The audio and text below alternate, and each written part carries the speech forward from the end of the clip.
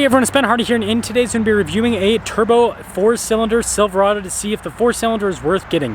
Before we get in this video, I want to give a huge shout out and thank you to the Jerry Signer Chevy here in Salt Lake City, Utah for giving me some time with this truck. I'm going to include a link to their website in the description down below so you can check out what they have currently. And then on a side note, if you want to save time and money the next time you purchase a car, link to my car buying guide in the description down below. Let's get into it.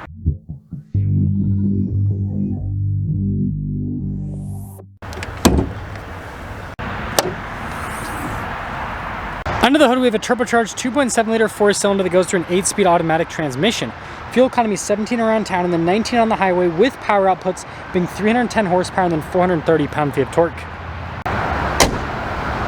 Now, before we move forward with this review, I do want to mention, if you want to see more videos just like this, then I recommend you subscribe because I post content every single day.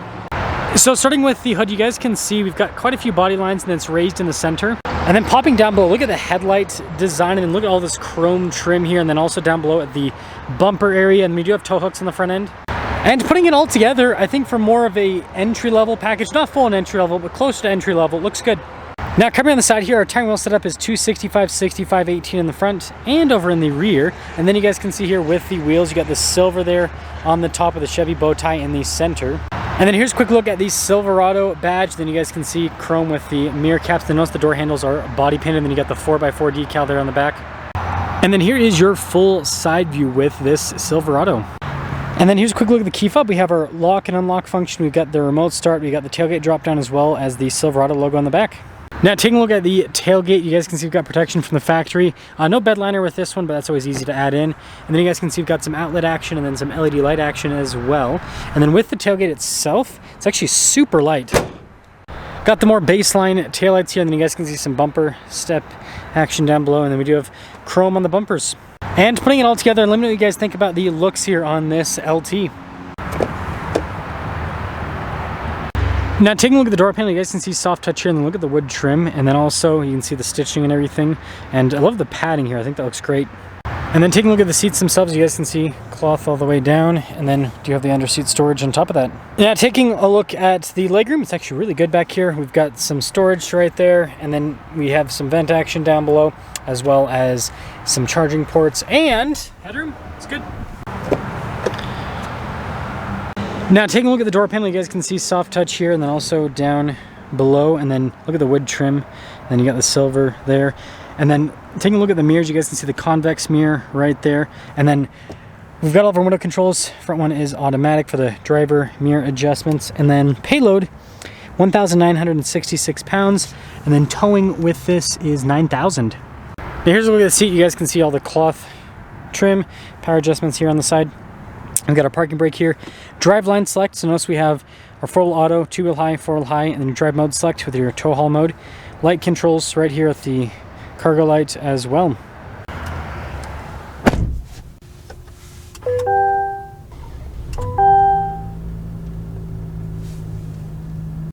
Now taking a look at the steering wheel, you guys can see soft touch all around. We do have radio controls on the back. We got controls for center stack, voice command controls. You've got cruise control here as well. Heated steering wheel button on the steering wheel itself.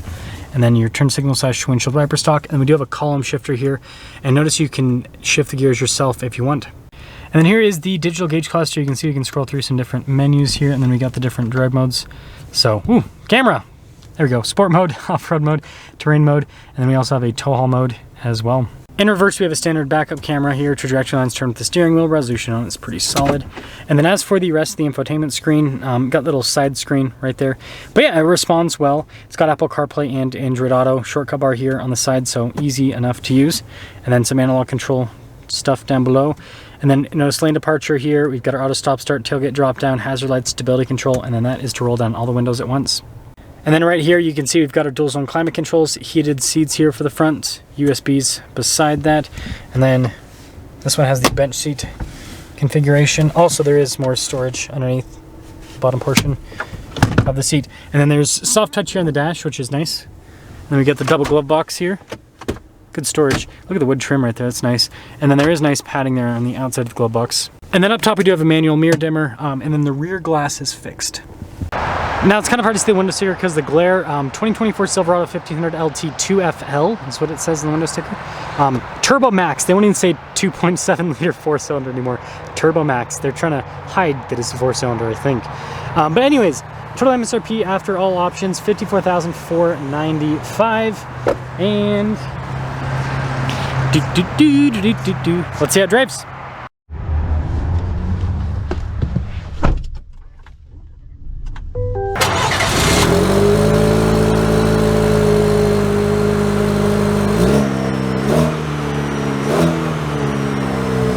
Well, let's talk about visibility before we set off. Here's your visibility over the hood, both the mirrors, throughout the rest of the rear, and let us set off in the Turbo Silverado, the Silva Turbo, Turborado.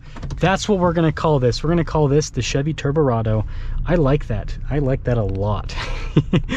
But aside from my nickname for the Turbo Chevy Silverado, Turborado, actually we'll just, yeah, stick with that.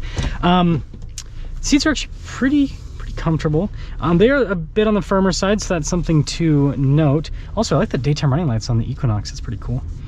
I mean, torque's good right off the bat. Seems the powertrain, obviously we're just in the parking lot, but the powertrain seems pretty smooth right off the bat, which I like quite a bit. And it's pretty quiet too. So I think that's kind of another cool facet of this powertrain. And aside from that, I mean, it's quiet. Actually getting up and moving here with our Turborado. Yeah, again, the torque's good. It's quite impressive, to be honest. But it's also smooth. I like the power band. It's pretty solid. Obviously, this is unloaded. And you know, the Silverado in general, it's a comfortable truck. Suspensions still has leaf springs in the back, and so you do get a little bit of bumping back there, but suspension's pretty comfortable overall. Man, I've gotten so lucky today. Every single time I've gone through here, no trains. This never happens. I shouldn't have said that, because then I'll jinx myself. Like the second I get there, boom, train. Let's hope not. Anyways, yeah, it's got good torque. See how it does with the train tracks. Yeah, it's solid. It's solid. Again, I'm not really like noticing a lack of anything so far with the 4-cylinder.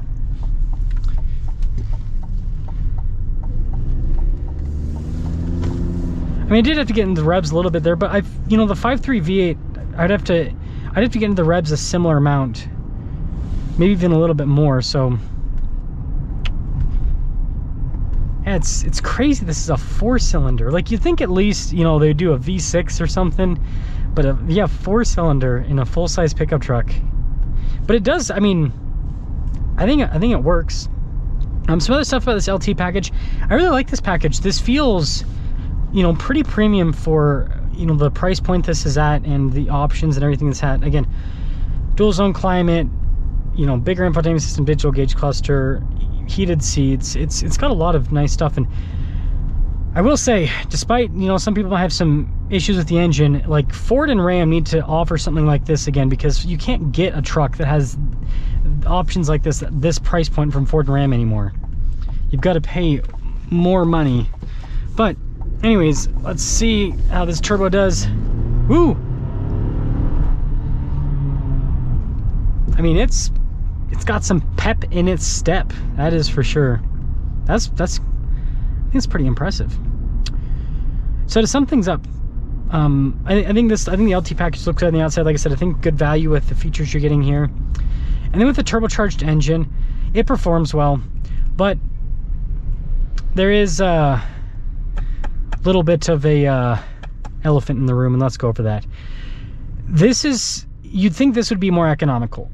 Now, it might put out fewer emissions compared to a V8, but when it comes to fuel economy, it's not more economical than a V8. 1719 for the MPG rating. That's not good. So I think that's my one complaint about this is, like, again, I understand it's ultimately it comes down to emissions. That's what's more important. But, like, you know, for people to, you know, buy this, like, Chevy should do something to make this get better fuel economy, so that it's like, yeah, we're meeting our emissions goals, but we're also actually giving people better fuel economy. Because right now, like, for most people, this doesn't make sense for them to get, because they would rather get the V8s that have just as much power, more power, and you get the same fuel economy, if not better, and it's a V8, right? So let me know your thoughts on the 4-cylinder, but I think overall, like, it performs really well. I just think that the fuel economy, yeah, that's where you kind of run into things.